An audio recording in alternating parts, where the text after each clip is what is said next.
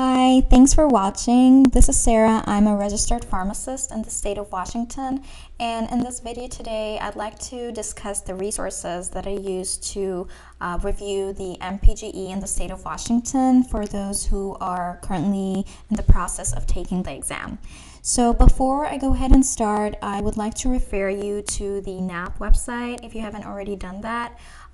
Make sure that you go to that website, make sure that you click on the bulletin, read over the blueprints for the MPJE. I would like to show you real quick. So if you go to NAP, just go into Google, type NAP MPJE. It will take you straight to the bulletin here. So just scroll down and then download the MPJE NAPLEX bulletin. And then if you go down to page 27, here, right here, where the blueprints is. So keep scrolling down. Right, so here is the blueprints for the MPJE.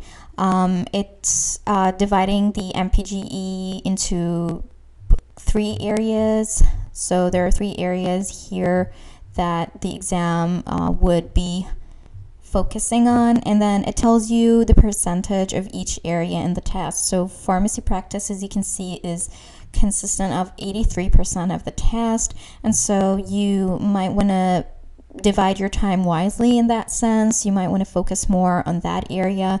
Read over all this blueprint and make sure that you divide your time wisely in the areas that they specifically tell you they're going to be focusing on more. So area 1 is 83%, area 2, the licensure, registration, certification, and operation requirements is going to be about 15% of the test. So all this is going to be about 15% of the test. And then area 3 is going to be just 2%, which is the general regulatory process. So basically the laws and rules.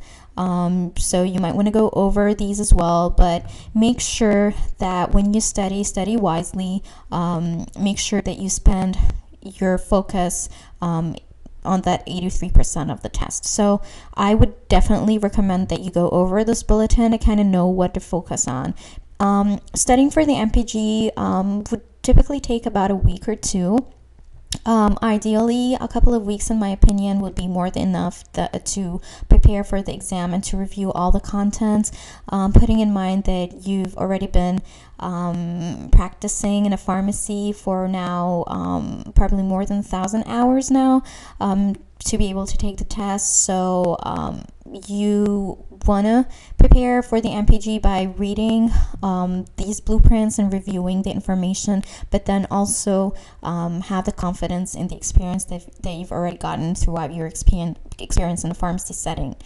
Alright, so with that said, after you go ahead and read the bulletin, now the first resource that I would like to discuss with you guys today that I found completely and extremely very helpful for me while preparing for the exam was the Washington Pharmacy Law, a user's guide. I bought the 2017 edition while preparing for my exam, and it's by Dr. William Fassett.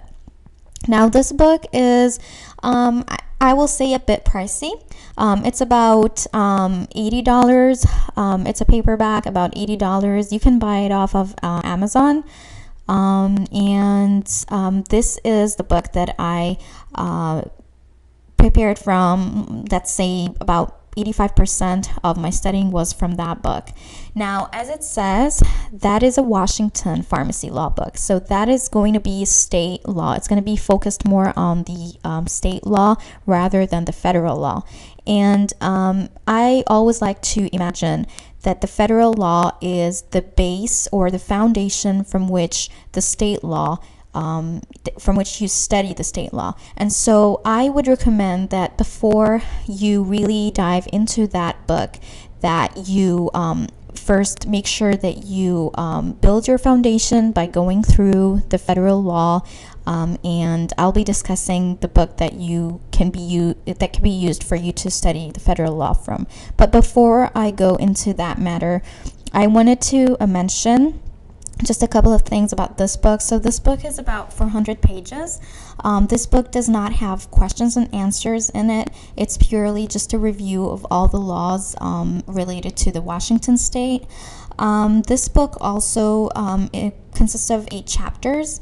And what I found really cool about this book that Dr. Fassett did was that at the beginning of each chapter, there was a small cute box on the right side of the chapter or of the page that mentioned the blueprints that was going to be discussed in that chapter. And the reason why I found that to be cool is that, as I mentioned before, if we go back to the bulletin, when you go over the blueprints, you know which points have more weight on the exam from the blueprints, and so that will help you divide your time wisely.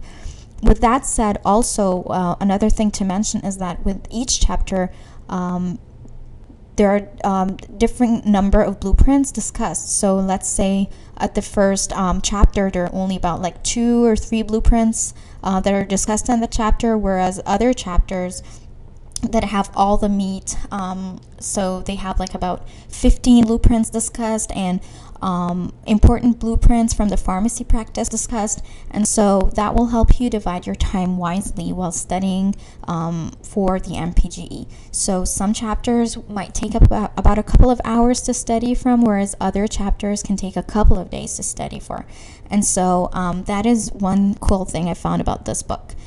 Now, one downside to this book is that in Chapter 5, the controlled substance review, there wasn't a review of everything that was mentioned here in the blueprint. So, for example, the DEA forms wasn't really reviewed extensively and thoroughly in that chapter. And so for that reason, I would recommend that you go over the DEA Manual in the DEA website, and that is the third resource that I'll be speaking of today. Okay. So with that said, this is an awesome book. It's a state law book, and like I mentioned, you will need to build your foundation first by going real quick through a federal pharmacy book, federal pharmacy law book, excuse me. And so the book that I recommend you go over before you read your state law is this book. So Guide to Federal Pharmacy Law. It's by Barry Reese and Gary D. Hull. And this book you can buy off of Amazon. As you can see, it's not really that pricey. You can get it for $42 if you want to get it new. You can get it used for less. It's a great book. It's not that big. It took me about a couple of days to read through. The cool thing about this book that the Washington Pharmacy Law book was lacking is that it has a lot of practice questions. So after each chapter, you will have about 20 questions that you can answer, and then there is a key answer at the end so that you can check your answers, and then at the very end of the book there is about I believe 300 questions that you can answer with kind of scenarios, and then there's also key answers to that. So you can solve as much questions as you like, kind of make sure that the information that you read sticks in your head. And like I mentioned earlier, this is a federal pharmacy law, so you definitely have to study this with the Washington pharmacy law. As all pharmacists know, the tricky part in this exam is that it consists of a combination of your knowledge of the federal pharmacy law as well as the state law.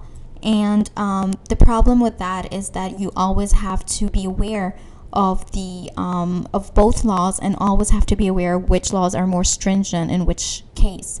And so you always go with this more stringent law in each scenario that you get on the exam. And so that is why it's important to be aware of both laws. So make sure that you go over the federal pharmacy law before you start with the Washington pharmacy law.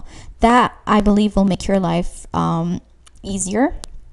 And so with that said, like I mentioned earlier, with the Washington pharmacy law, it does not really dive into the DEA forms as one would like.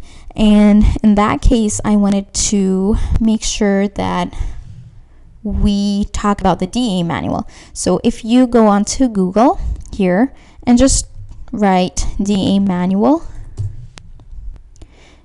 it will take you to the pharmacist manual in the DEA website. So as you can see, it's a government website. It's a free PDF that you can read through.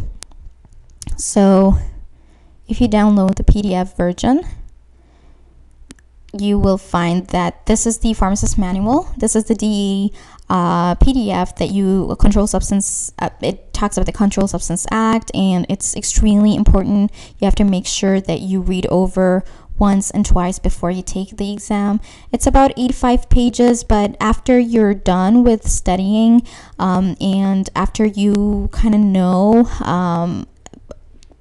kind of review the controlled substance, reading through that pharmacist manual will not take you much time at all. Just make sure that you go over the schedules, know the lists of all the scheduled medication, know the DEA forms, the numbers, which DEA form goes to whom, the colors, all that. So it's very important to go over this DEA manual, or the pharmacist manual in the DEA website.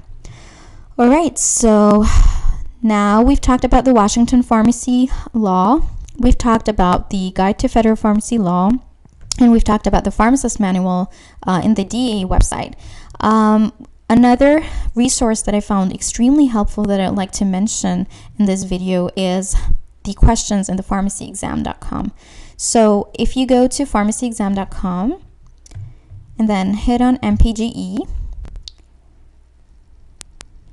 it will take you to this page. So here you're gonna go to your state. So in my case, it's gonna be Washington. And as you can see here, there are different CDs. So what I did was I went with the Washington Pharmacy Law test, or the questions for the Washington Pharmacy Law, because that was the part that I was lacking. I felt that I had a lot of questions from the Guide to Federal Pharmacy law book that I mentioned here. I felt like I had a lot of questions related to federal pharmacy, but I felt that I needed more practice in terms of the Washington pharmacy laws. And so I chose to buy this. It's 150 questions. It's all specific to Washington state, or in your case, if you're watching this video from another state, you can click on the state that you're residing in. And so this is 150 questions. This is the current price for the 150 questions. They ask you if you want to get a backup CD or if you just want to get the online version, and so you add to cart. If you go with the online version, which I did, I didn't get the CD, so I just went the online version. I believe there is a timer. I don't really remember how long it was for, maybe a couple of months or 3 months. I'm not really sure, but you can go ahead. I believe it's actually, it's written here, so it's within 1 year of the purchase date.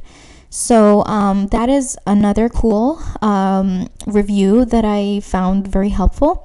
What I did here was that I read over the Washington Pharmacy Law book. I felt really lost after that first time, and so I went with this test. And what I did was I would solve the questions, and if I did a question wrong, I would look at the answer and write it down, and then kind of highlight the law in the Washington Pharmacy Law book. And what I did was I reviewed what I've written in my notebook the day before the exam, and then I went through the highlighted parts in the book, and I was all set to go.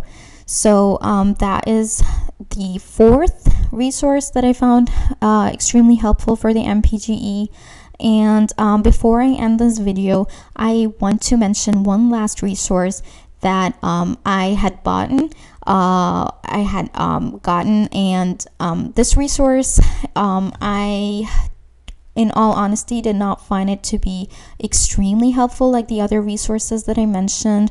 I got it purely for my peace of mind, and I felt that it was a bit pricey, but I thought it would be worth mentioning since I got it and I used it to study for the MPJE, and that is the Federal Law Summary for MPJE by RX Prep. As you can see, unlike the NAPLIX, here in the MPJE, RX Prep does not let you buy the book alone or buy the test bank alone. In that case, you'll have to get the manual with the videos, the 6-part lecture series, and the test bank, or the 6-part online test assessment. And as you can see right here, it's a bit pricey, so the minimal duration that you can buy for is 6 months, and it's $185. It is pricey. The book is not that big. It's about, let's see, it's about 175 pages exactly. One thing I'd like to give to that book was that I really thought the tables they had in the book was really neat. I liked the controlled substance chapter in the book. I like the way they put the tables for the DEA forms and the scheduled medication. It kind of stuck with me in the exam, and of course, as you know, controlled substance is a big portion of the blueprints, and so I would give them that. The test bank was really good as well. There were good questions that were, you know, as RX Prep like to do, scenario-like questions and case study-like questions, and so I thought that was kind of neat. However, if you have to choose between your resources, I definitely recommend getting the Washington Pharmacy Law User's Guide for Dr. Fassett, the Federal Pharmacy Law for Barry Reese and Gary Hall, and of course go over the DEA Manual at least once and twice before you take the exam. And finally, if you feel like you kind of need the information to stick in your head, if you feel like you're not doing so well on the state laws and that the Washington Pharmacy Law is kind of dry for you, you might want to go with the pharmacy exam to kind of, you know, spice up your studying, or to kind of make it more fun. So this was all the resources that I used. I really hope you find this video helpful, and I wish you best of luck on your exams. Please feel free to subscribe for my channel if you're interested to see more videos for MPJE or NAPLIX. And if you have any comments, please feel free to leave them down below, and I'll be very happy to answer your questions. All right, so best of luck, and you have a great day. Thanks.